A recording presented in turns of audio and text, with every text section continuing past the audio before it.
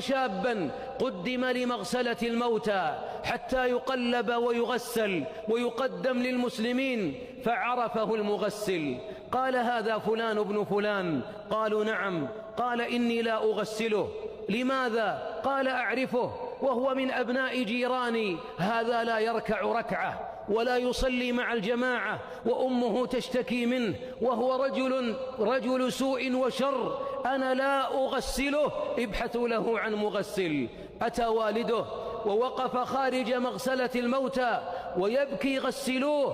قالوا: المغسل رفض، ولكنهم أرادوا أن يستأنسوا بالفتوى. اتصلوا على دار الإفتاء في زمن الإمام عبد العزيز بن عبد الله بن باز، أخذ الهاتف فهاتف الأب: هل ابنك يصلي؟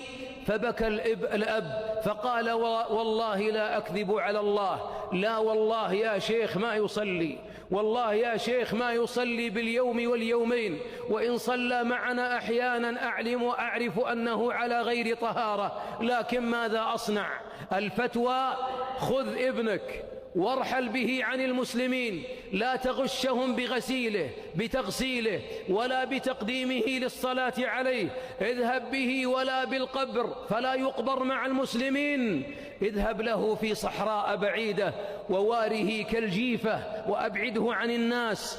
كيف يدفن ابن من أبناء المسلمين كالجيفة؟ لأنه العهد الذي بيننا وبينكم الصلاة، لأنها عمود الإسلام، من ترك